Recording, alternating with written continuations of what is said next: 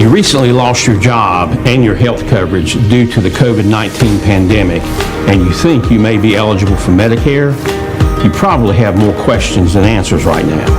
Statewide Insurers Group, All Things Medicare, can help you with that. We can provide the guidance and the answers that you need to get the benefits you may be eligible for. Don't let this time of uncertainty jeopardize your eligibility for your Medicare benefits. Remember, relationships matter. Call Statewide Insurers Group today for the answers that you need now. 316-8166.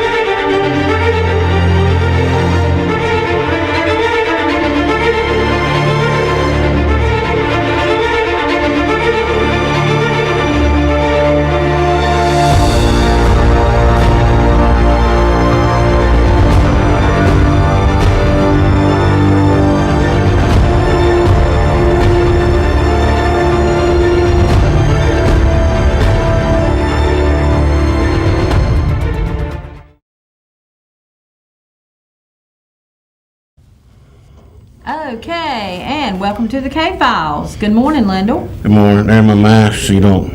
He's scared to come to the door unless he wears a mask here. Yes. After my last rant. I wear a mask everywhere. Thank you, and doesn't I appreciate hurt me, it. Doesn't hurt me. It didn't kill you. It didn't kill you to wear the mask, did it? But it might kill you if you don't wear the mask. It might kill my 92-year-old father if I. Exactly. We got to think about it's bigger than us, Lindell. Right. Okay, so let's thank our sponsors this morning: Carolina Wiring Service on Country Club Road, Statewide Insurers Group, and Carolina Jewelry Pawn and Gun. We thank all of them for their sponsorship of the K-Files. It's been a great run. How long have we been on? Since June. 6 months. Yeah, at least. Wow, we lasted. Well, They say if you last 6 months when you get married, then that's good. Isn't that right? I don't know. I've only been married 25 years. I'm not an expert on the matter. Go, Lindell. Can you imagine somebody live with Lindell for 25 years? Whew. Yes, I can. Bless her heart. What? I like her. Well, I like her. No. Sandra, Honestly, you're a good man. Whatever. Yeah, you're rough and gruff, but you're a good man. Thanks for that backhanded compliment. What are we? What are we talking about? Well, we're going to talk about the Lindell Lawrence case, and we're going to wrap it up for now. We're going to get back into it again, but with next week, we're going to recap the Rocky Mount cases. Mm-hmm. Lieutenant Seifman's going to be on here, and he's going to detail all of that. Yeah, it is his week, isn't it? Yeah. And then the following week is Christmas, and we will be off. Yes. And then the following week after that, we're going to recap everything that we've done this year. Then we have. And then that's New Year's. It's New Year's Eve, yeah. New Year's Day. New Year's Eve? New Year's Eve, yes. Eve. Okay.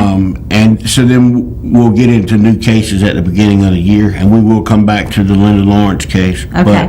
But I wanted to you've done a good job of detailing Lindell Lawrence. We've had several weeks of it. Right. And you've done a really good job of the details. We've got something today that's this is where the case gets kind of touchy for folks, and we've talked about the fact that she was reportedly last seen at Meadowbrook swimming pool, although a lot of folks don't believe that's actually the case. High Meadows swimming pool. Right. Say it again. High Meadows. Right. It was High Meadows. Right. High Meadows swimming pool, because Meadowbrook Apartments is where she also may have been that day. Okay, so you're right. So there's a lot of folks that do not believe that she was at the swimming pool that day. Right. Right. Okay, they found a vehicle that she had borrowed, her friend's vehicle. They found that it had been wiped clean of fingerprints or any other kind of evidence. That's important to remember in a minute. And we found out last week that that there was a gentleman, for lack of a better word, that used her credit cards in Raleigh after she disappeared. So she has been missing since 1996. And at this point, the family, especially her daughter and her 98-year-old mother, just want Linda back so they can bury her. And she's 98 years old. Right. She deserves, before she dies, she deserves to know. Right, absolutely. So, I've been doing this 20 years, and I kind of accidentally into the whole unsolved murders thing. This was not something that I sort of chose to do.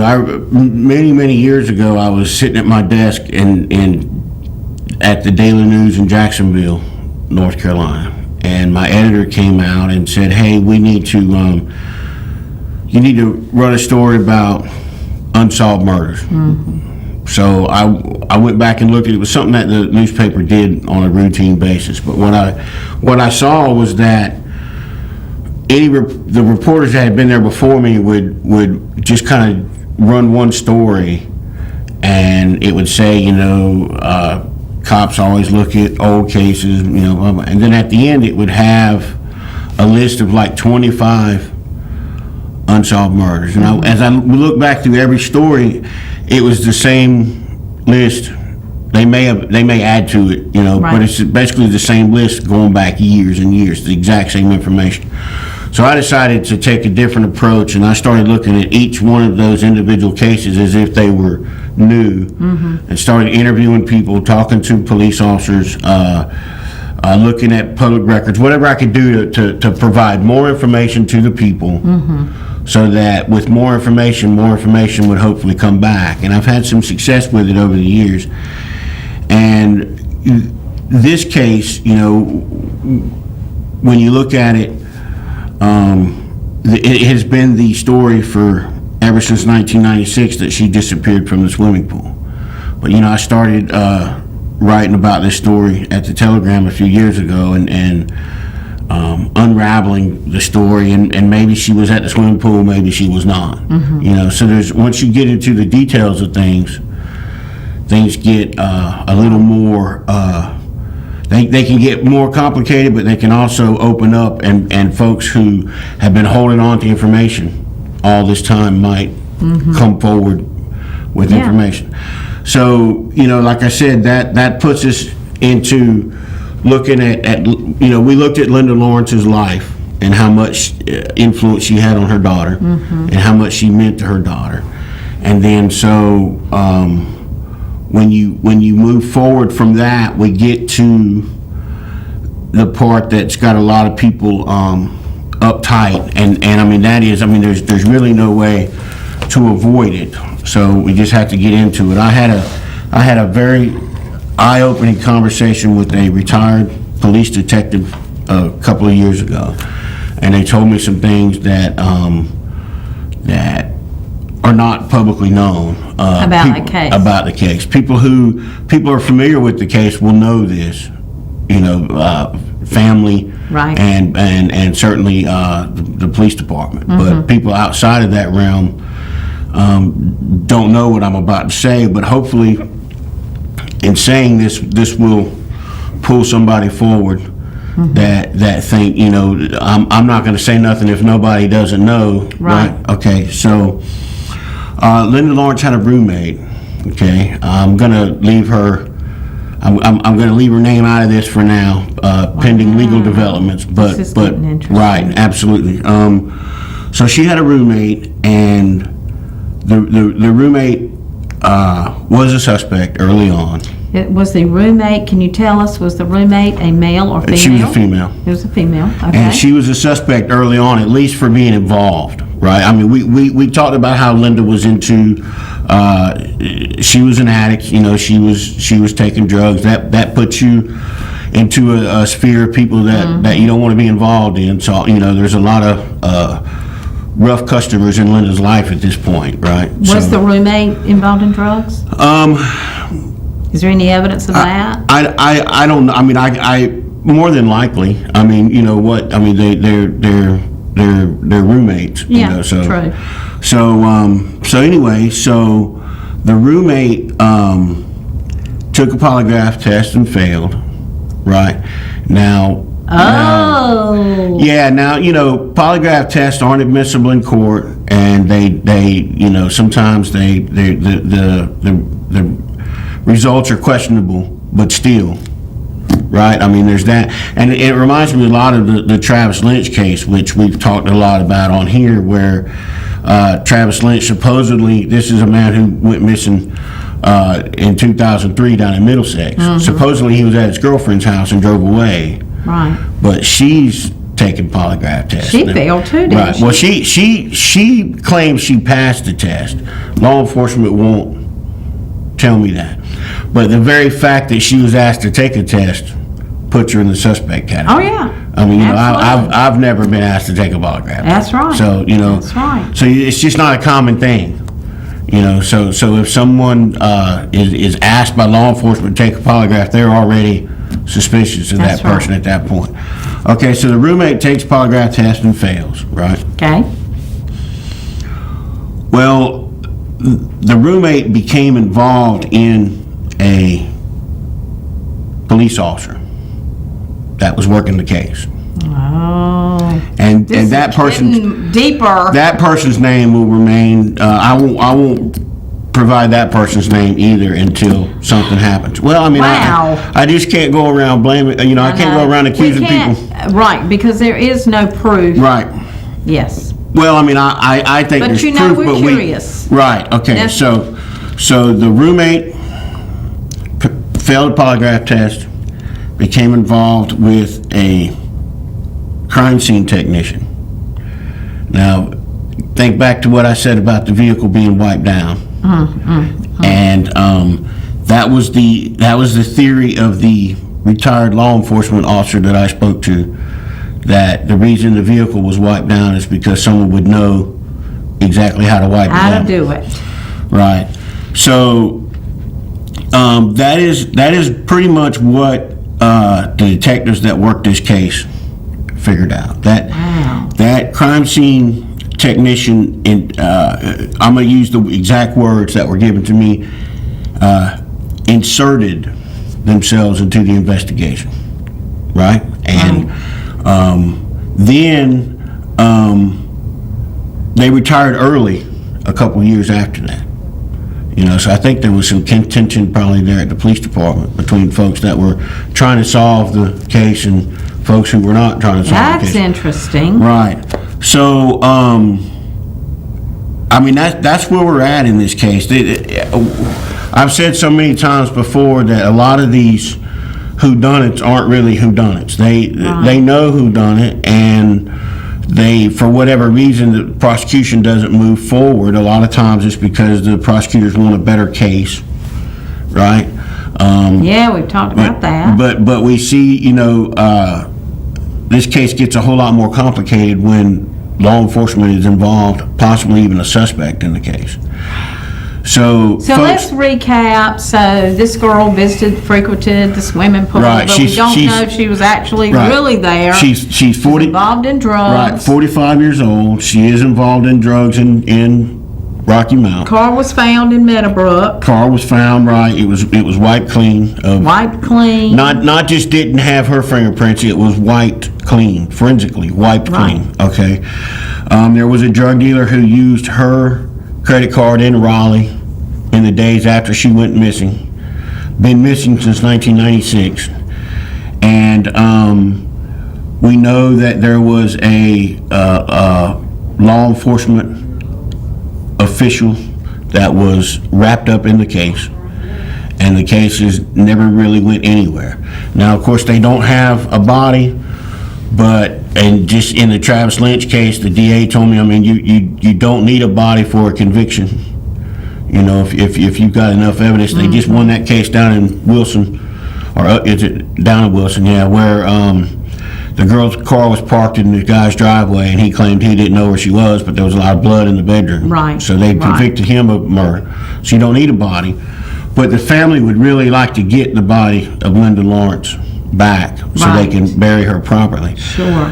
I'm saying this information here today. It's never been said before, not to cause trouble or derision, but because the public needs to know what's going on, and there are somebody out there That's that right. that knew these people at this time.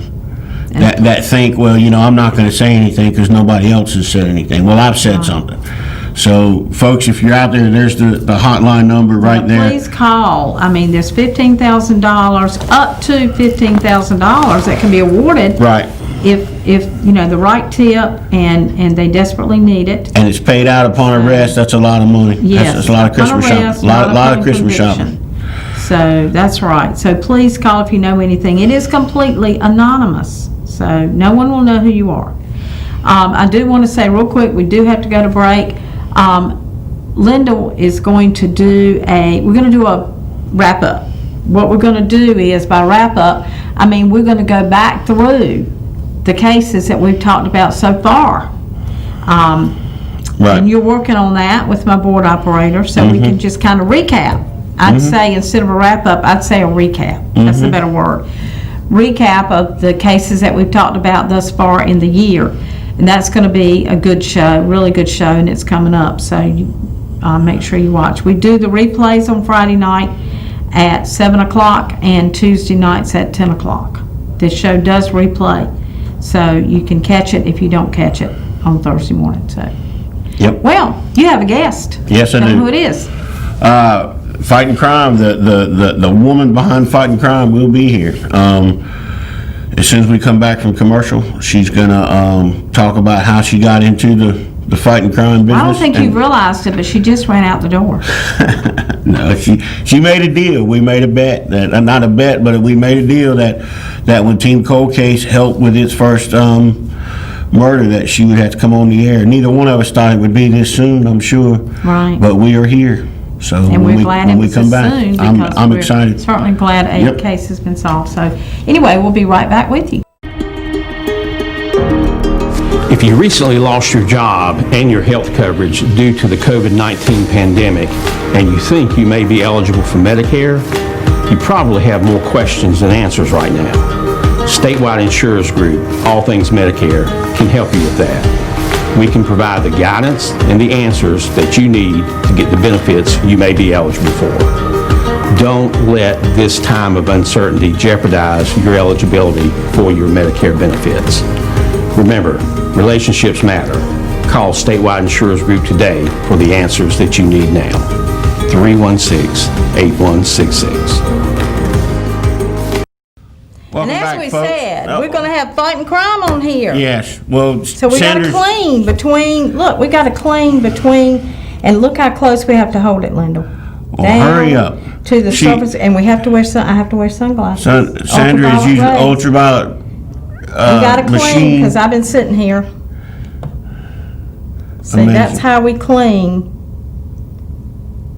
And all the way, and then the arms of the chairs. And this thing kills the coronavirus. So, since we've been talking about corona, WHIG is very sanitary down here. And I think Brittany will tell you that, because she gets tired of me saying, have you cleaned, have you cleaned? Brittany's the board Clean the operator, chair. folks. Or the other Brittany. You got two Both Brittany's Brittany's here. are probably tired of it. They're I both would agree, probably folks. tired of Both Brittany's are probably tired of Sandra at So this this point. is the Nuva wave that we demonstrated yesterday. This is the Nuva wave. Right. And we're all clean, and now you're gonna introduce your I am. Drum roll. guest. Here we go. Come on over Big here. Reveal. Come on over here, Kat. The place has been cleaned. Folks, this is Kat. She is responsible for Fighting Crime, the ultra popular website. Can we put that Facebook thing up? Let me see. That says 72,000 followers. That's probably the most. That's probably the most followers on a Facebook page in this area by far. I mean, most of the local newspapers have 2,000 or 3,000 followers, and they're proud of that. So 72,000 people tune in on Facebook and your website on a regular basis to hear what you got to say, right? I'm happy about that. Oh, well, good. We are too.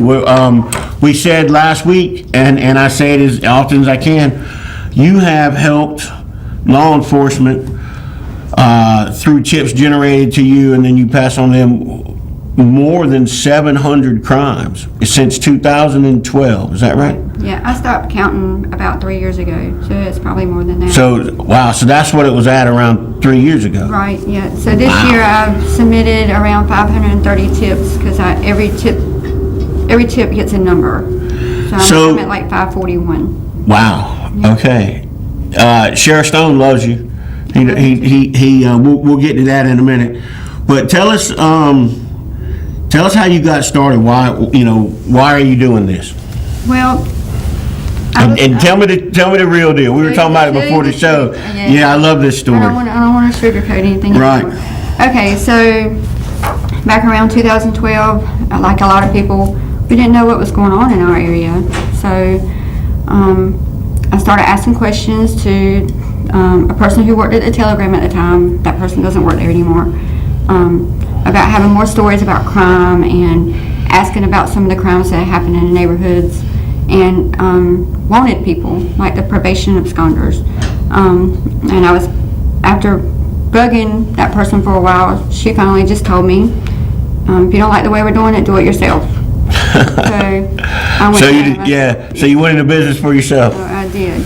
I don't consider Which is a good business. thing, because I don't think a lot of the stuff that when I came to the Telegram in 2015, at that time basically what we were doing was kind of following what you were doing, and as soon as something hit your Facebook page, it became a priority for us to report on. So you, in them few short years from 2012 to 15, you had already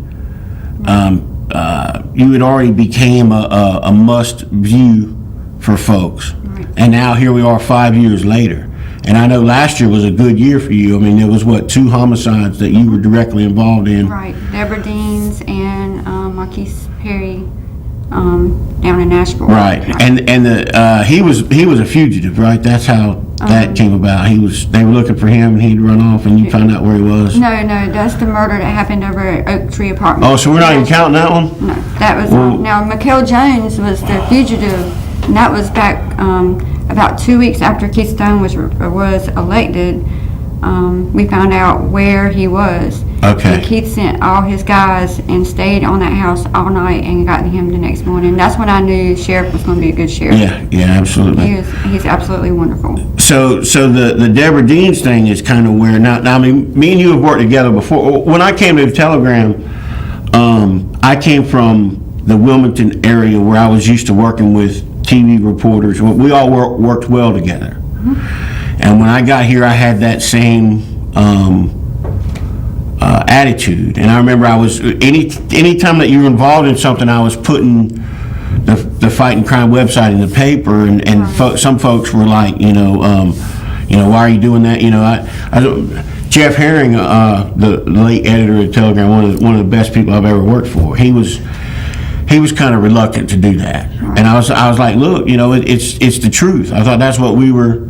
We're interested in telling the truth. You have to build those relationships Right. with others. Yeah. So we did that, and then with the Deborah Deans thing last year, that was a cold case, because I've been doing those on my own too, and you did really good with that, turning that within. Well, that case was, how old was that case? It was like 20 years old. It was 15 or 20, yeah. But within a few days of you turning that tip information over to the sheriff's office, they had made an arrest. They had found the body and made an arrest. And that's kind of like when I started thinking, if we put our heads together, we can come up with something. That's what it's about. Right. And so that's when we got the Team Cold Case logo, where they added the North Carolina map to it. They can show that whenever they find it. That's kind of when that came about, and when I was earlier this year, me and Sandra have been kicking around the idea for a couple of years, but we finally just said, let's just do it. And when we did it, some local business people got behind us, and when Keith Stone came on board, when he got involved, he said, well, we need to involve Cat in this because Fighting Crime already has an established tip line and an established payout method and all that stuff. So basically, Team Cold Case just rolled what we're trying to do here and what you're doing under the same umbrella, and it's already worked out where the information came in. You gave it to Rocky Mount Police Department. It was within a couple of hours, right? So I mean, within 2 hours or so of receiving the tip that you provided, Right. Rocky Mount arrested the guy in a recent homicide. And so I mean, the system works. We just need more people to call in and make it work. I noticed you do a lot more though than just posting wanted posters and stuff like that. I saw a thing on the Sheriff's Department website with some deputies and a whole bunch of, was it toys that you? Toys and essential items. So Yeah, so tell people, every Christmas, you've been doing this for a while, right? Yeah. Tell folks about that. Yeah, Christmas, if there's a hurricane, back to school, we do donations. Any overflow of the things that I don't use for the families that I've adopted goes to the Sheriff's Office. I've given to Enfield PD, Halifax in the past, Nash, Tarboro last year. So Right. Nothing goes to waste. But So, I mean, I that's think a- it's really important to give back to the community. And I can't take credit for all that because the people that donate, my followers, they're the best. They're awesome. Right. And I can't take credit for solving these cases either. That's the tipsters and people like Lieutenant Sherrod over at Nash County. He is absolutely wonderful. He jumped right on the Deborah Dean's case and had that solved and, had that completed and done. Right. In just a matter of days. Anytime I call, he picks the phone up. He is absolutely wonderful to work with. And just like Lieutenant Muse over in Edgecombe and Captain James Staten, I just kind of got to know him, but he's been on it. And I Yeah, really appreciate certainly has. everybody that's been taking the tips and learning with them. So the you catch a little flack sometimes from folks for stuff that you post, but I mean the stuff that you post is public information. I mean Absolutely. you're posting mugshots that are public information. You're posting information from radio scanners that's public information. You're Right. posting stuff from press releases that is Autopsy reports. autopsy reports, right? So I mean, so what you're doing is you're making it. You're kind of providing like a local clearinghouse for unsolved crimes and stuff. But I mean, the information that you're using is stuff that people have access to. Now you've shied away in the past from being called a journalist or whatever like that because you I said don't know how to write. But well, You're right. but I mean, you're definitely effective in what you do, and we're coming into a new media era anyway, where journalism isn't what it used to be, and they have what they, I think, kind of snobbishly what journalists in academia are calling citizen journalists, and that's just people who provide information to the public, and you definitely fall under that category. And you have done in Rocky Mount, I mean, you have done what wasn't being done. You identified a problem. We and- can't help unless we know. Right. And if we don't know that our neighbor's house got broken into, we can't help. And I think it's very important to be a little more transparent. And Rocky Mount's really working on that, and I'm happy. But Right. I really think that we all need to know what's going on in our community so we can keep our head on a swivel and be able to provide those tips because we are the eyes and ears, and we need more people to call law enforcement or call me with tips because that's the only way it's going to get solved. These people that say the police need to do their job, but you don't go into the doctor's office with and to just sit down in a chair and say, do your job, figure out what's wrong with me. So That's right. it's the same aspect. Well, I think the community ought to be grateful for what you do. There's certainly, I think that you have revved up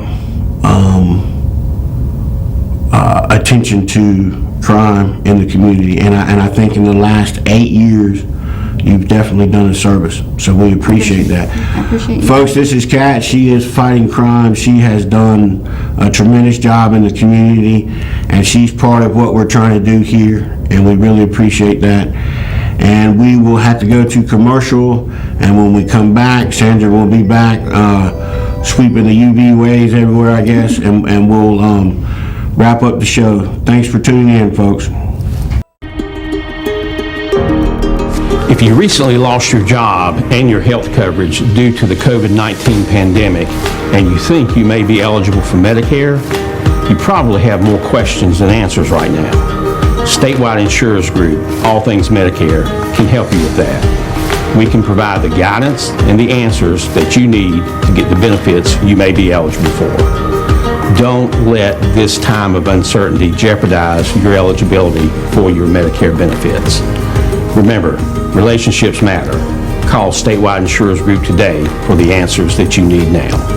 316-8166. And welcome back to the K-Files. Well, now you know. Yeah, That absolutely. was Catherine I can't pronounce Zuby? it. Yeah, we'll go with that. something like that. She is fighting crime. Well, I just wanted to show a couple of these things that she's doing. I mean, these postcards are amazing. Team Cold Case is helping pay for some of this. She's doing some of it on her own through donations to fighting crime. But these things are incredibly effective. You can take a postcard like this, and she concentrates these things to the areas in which the crime occurred. I mean, put those in a So- convenient mart. Exactly. 100 people go in there every hour. Exactly. So, I mean, she's doing great. I mean, she's doing great things, and she's doing a lot of it as part of Team Cold Case. A lot of it she's doing on her own. But I mean, it's getting done. And Right. I think, you know, the postcard thing is ingenious, or like you said, put it in places that people they go to that are in the neighborhood where the Right. crime occurred. Right. Try to get the people where they're at, you know, because not everybody's going to tune into the show, or not everybody's going to look at the, you know, newspaper website Right. or whatever. That's So right. you try to get people where they're at and let them know about the rewards.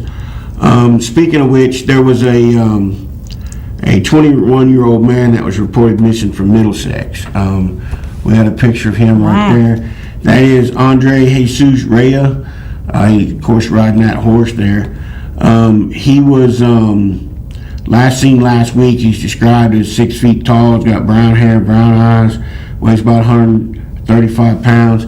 He was driving this car right here, 1997 Mazda Protege sedan with North Carolina license plate PMF 9821. Okay, so one thing that has really, with missing persons cases, has come up a lot is law enforcement can issue silver alerts if someone has dementia or something like that, right? But they're saying in this case that he doesn't have any kind of cognitive impairments. He's just missing. So, folks, we've talked a Where lot. was he seen last? He's from the Middlesex area. That's the last place he was seen in Middlesex. But So, what? Where did he go last? I don't know. That's why he's missing.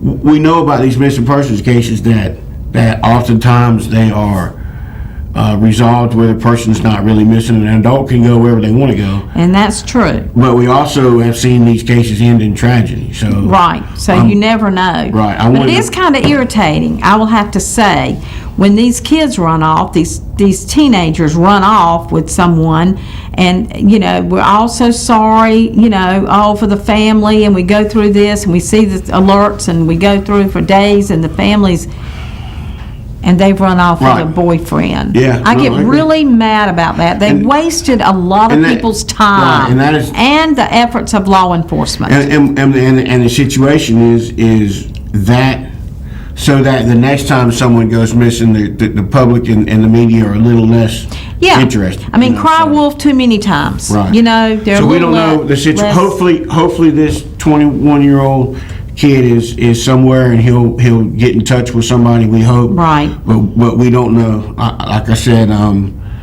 missing persons cases, they can be Yeah, because there's been a lot of kidnappings and things Right. like that now, and you just don't know. Absolutely. Okay, so one thing that I wanted to go over really quickly that I didn't get to last week, we were talking about, in the Linda Lawrence case, right? We were Yes. talking about how district attorneys are often slow Yes. to prosecute. And I had this case pulled up that I really wanted to tell people about. I don't have any pictures or anything, but this is a case that really affected me early in my career. Okay? Right. All right, in Halloween on 1999, Halloween, right? So think back then, we worried about Y2K and all that other Right. stuff. In Jacksonville, where I began my reporting career, there was a guy's name was Bullet Howard. That's a fantastic name to have, Bullet Howard. And his girlfriend, Shannon Klieg, okay? Bullet worked for a gangster named Jonathan Wilson, right? Wilson is a legal alien from Jamaica. Right. He was running a fake clothing store in Kinston where he was selling all his drugs at. Wow. So he had like a storefront with hats and wigs and all that stuff. Yeah. But you go inside there and there was, nothing but... Very little inventory. Right, very little inventory. So Wilson found out that Bullet was stealing from him, right? So his plan was, it's just, folks, just imagine imagine a movie in your mind, right? Mm-hmm. Bullet just found out that Wilson knows he's stealing from him.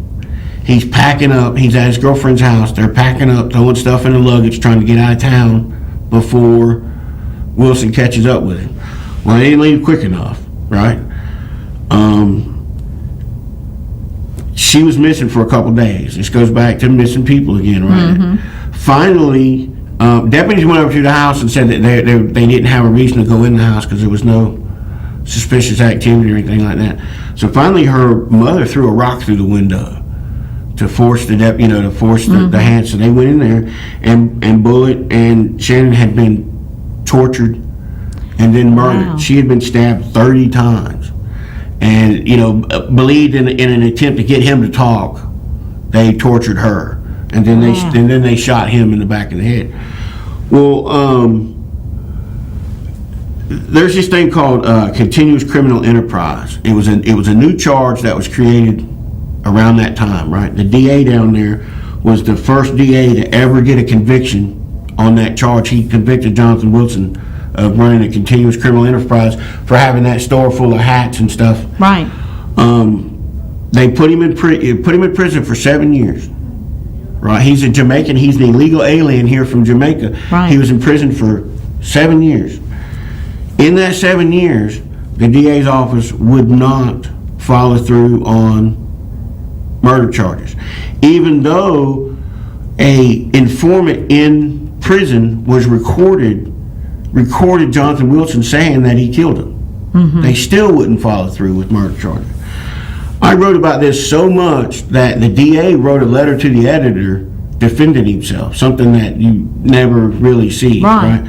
So finally, 7 years after he went in for continuous criminal enterprise, he got out and was deported back to Jamaica, and that's the end of the story. Wow. So he's, Jonathan Wilson is sitting on a beach somewhere drinking mojitos and enjoying life. Meanwhile, Shannon Klieg was a teenager. She was 18 years old, I believe. Bullet was only 20 or 21. So I'm saying that he murdered those. Right. The evidence was overwhelming in the case. The last call that the guy made was to him on his phone. In the dead guy's pocket, in Bullet's pocket, was the phone number of Jonathan Wilson scrabbled on a piece of paper, along with the name, with his street name written on it. There was so much other evidence in the case, so much more than that, right. Physical evidence, not just circumstantial evidence. But the DA's office never followed through with that case, and that is just an example. If why would you not go after an illegal alien accused of murdering 2 U.S. citizens? Right. Over just letting him go because because the case wasn't a slam dunk.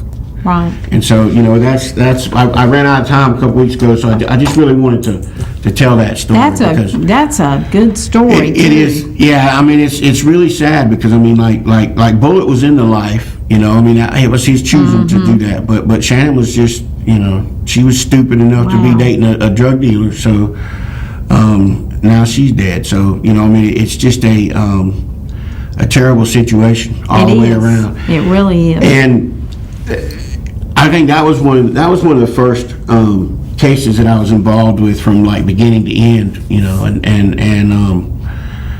it over time, I mean, cases like that, they get to affect you after a while when you see, absolutely. when you see the injustice of it all in the justice system, and there's a lot of it, and I'm hoping, you know, I mean, we have a lot of unsolved murders here.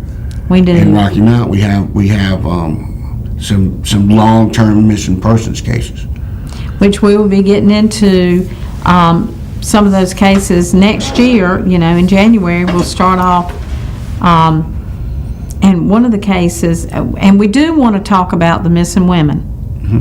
We want to get into the missing women. Well, as soon as we can get in Rocky Mount, absolutely, as soon as we can get Lieutenant Muse on here, we've had some scheduling conflicts with him and everything, but we're going to get him on here in January. Yes, and he's going to talk a little bit about those. Yeah. He's got some information on those missing women that have never been made public before. So we're going to talk about that. We want to hear that. People, I think that might be the most important case that we talk about on this show, because it is something that the public is so high profile. Right, exactly, and so we want to get him on here to talk about that. But I'm waiting for him because he's the detective that worked that case for Edgecombe. I mean, that's who you want to talk to. Right, he's moved to another area, and Muse is going to get him on here for us. So you know, we're gonna talk about that, and we're gonna. The Lynn Keel case, we're still going to get into that. Do the Lynn Keel. It's been postponed indefinitely because of COVID. I mean, the courthouses I'm going to still slow. try, Linda. We need to try again to see if we can get the court date. Yeah. Well, I mean, it's not even. They don't even have one right now. I just talked to. They had moved it to February. Right. I just talked to somebody a couple of days ago about the court date. Again? Well, it's indefinite now. It's I mean, you know, there's restrictions on gatherings. There's restrictions on all this stuff, so it's hard to get it can't together. Do much of anything. I mean, a case like that is going to be, you know, we're talking a lot of witnesses, lot, you know, so it's going to be.